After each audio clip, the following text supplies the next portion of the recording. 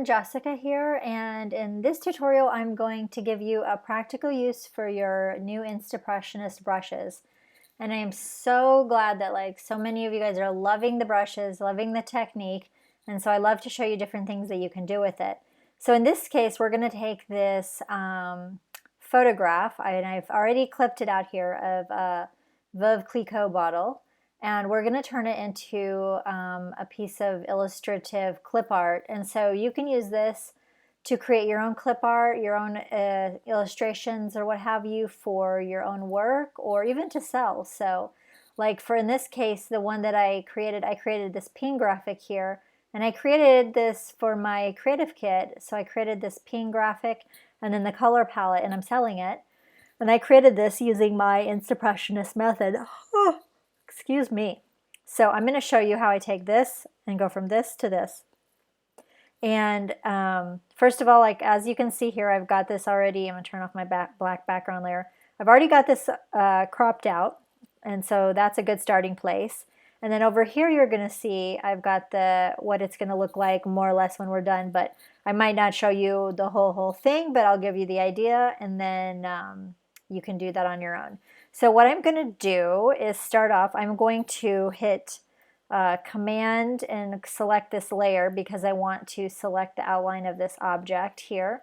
And I've just created a new layer above my bottle, and I'll just go ahead and select those two layers, and I'm going to group them. And now I'm going to create a clipping mask, so everything that I do stays inside of this area here, like this bottle. So I'll just go over here to my bottom right and create clipping mask, and so now we're golden. And I'll just turn off this one on the left for a second, and now per my impressionist method here, I'm going to go over here on my left and get my pattern stamp tool. And if you don't see it, it might be hiding underneath the clone stamp tool or your brush, but I've got my pattern stamp tool over here. And now I'm going to hit Command M. Well, I have a shortcut to create a new pattern. But if you don't have a shortcut, you go to Edit, Define Pattern, which is Command M, and I'll just click OK. So now I've defined this as my pattern for my pattern stamp tool. And now I'm just going to go up here and I'll select that pattern. And I'm going to make sure that Aligned and Impressionist are turned on. And then I'm just going to zoom in here a little bit. So we're going to get a little closer to the bottle here. And now inside this group, I've got a layer above that, and I'm going to go over here to my pattern stamp tool, make sure I've got my image pattern to work from, and then let's go over here and go look at our Instapressionist brushes. So I'm just going to start off with a Fill 4. You can start off with any of them, and I might take the size down just a little bit, and I'm just going to paint over this bottle here. And sometimes you can do it in one direction or go back and forth. Now this is a pretty simple design, so you won't see too much except for just the edges, but you can already see kind of it giving it an illustrative look here. So I'm just going like this, and that looks cool. And then I'll add different touches and stuff, and then I'm gonna go back and turn this one on just so we can look at that for reference. There we go. And now as you can see, I've added different brushes, different brush strokes to give it a more emphasized, more illustrative thing. So we're gonna go see how to do that. So let's zone in on this here. So I'm just gonna zoom in a little bit. And for this, we kind of want to do like we did over here and kind of follow the shape so that you can see that a little bit better. So what you can do is just go kind of scroll down through here. Number 52 is a good one for details. So I'm just going to make a new layer in my group, and I'm going to make sure that I make new layers all the time so that I work non-destructively. And you can just kind of play around. This 31 is not so bad, but I don't really have a major plan here. I'm just kind of going like this, and as you can see, it's kind of turning out a little bit better. That's a little sharp. I might want to go to something like a little bit, because you kind of don't want it to be perfect because you want it to look more illustrative. So here I'm just moving around and my brushes, and I'm kind of like seeing what works. So here's for number 29. That looks kind of good. I've got it on its own layer here so I can turn off and on and kind of reference back. This is a pretty darn simple thing. So what I'm using is like use some of my texture brushes here to kind of add a little detail. So let's add a new layer and kind of play with this. And if I make the brush size bigger, it kind of, if you want to add like little texture and everything like this, then you're going to see that more when you increase the brush size. So when you want it to be more artistic, you want to increase the brush size. And then if you want it to be more aligned, you want to decrease it.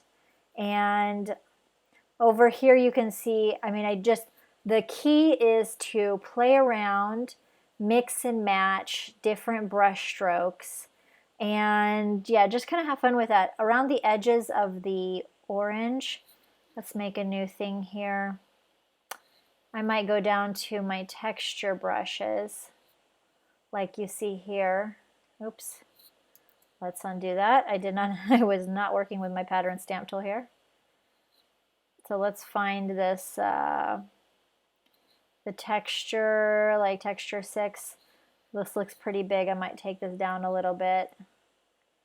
And now you might see that like if I go one way, it's going to bring the orange up here into the black, but maybe if I go the other way, it might take the black into the orange, or like this moved the gray over a little bit, but maybe I want to go the other way and it's going to move the orange up. So you can just play around, and I'm not going to worry about it being perfect, but you can kind of get the idea, like looking at the one to the side.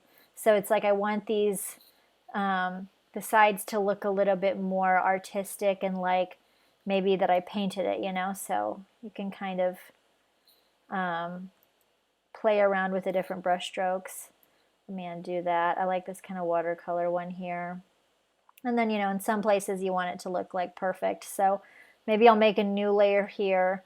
I'm going to go to one of my old standards, which is 52, and this is like the aligned. So for this, I'm just going to go ahead and go in one direction because I actually want you to be able to like see the grand dame, whatever, text. So this, it's okay if it's not like perfectly in line, but here I'm going to go, and I'm doing, if you got like something like this, like small text or whatever, if you go in one direction, it's going to look more aligned. So that's kind of cool. And then over here, let's make a new layer. I want to get some kind of artistic stuff here. Artistic starts after brush 57. Here's, I'll get brush number 62. Oops. I keep grabbing my brush tool. I have to stay on my pattern stamp here. This is good. So brush number 62. There we go. We had some nice kind of stroke through the this part, I think, which is really nice and adds like a nice organic feel to it. So let's just zoom out a little bit.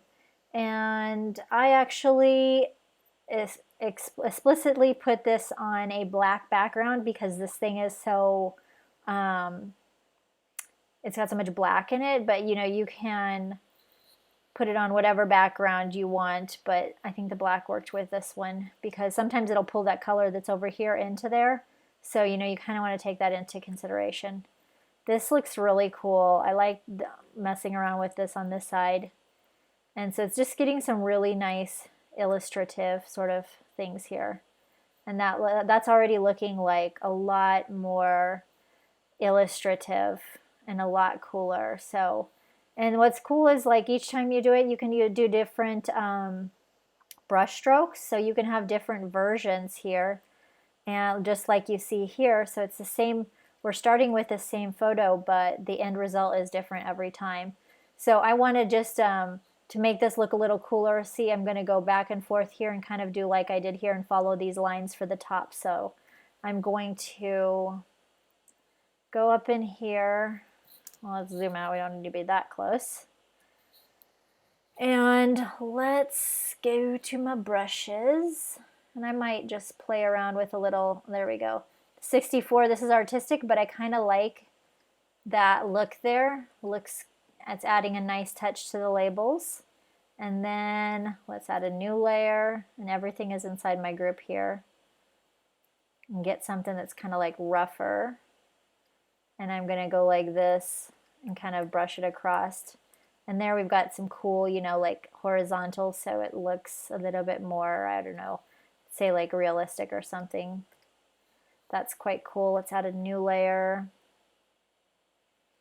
I like these kind of, these lines like that. That's really nice. This is an artistic one. So you see it's a bit different from the other one that I did, but that's cool. And so that's the basic idea. So I'm going to go ahead and stop there, but you can continue to tinker with it and fiddle with it whenever you're doing this. But what's great is that you started with an image, a photo, and now you have like a, you can sell this as a clip art. You can use this in your own work. I'm going to just go like this, and you know, you've got a nice smooth edge here. You can make it a little, play with your clipping mask, make it a little rougher, or even add another layer over it and just kind of add some like kind of an outline or something, even one color. You could, I just play with that now. I just kind of had the idea here. So I could take like a brush and take it down. Oops, not that one. But something that looks, you know, and you can make it look a little bit more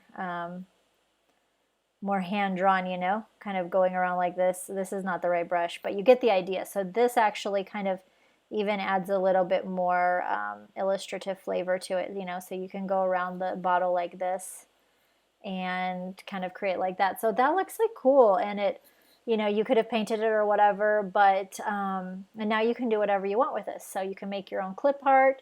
You can put it in, you know, your make digital papers with it, make templates, whatever. And so it gives you a lot of different options. So hopefully you guys will enjoy this. Take the techniques that you learned here and use it in your own thing. And you know, you can do a lot of, I think it's like a nice trick and saves you a lot of time, and you can make something that looks really illustrative. So I think it's fabulous. And if you have any questions, just let me know down below in the comments.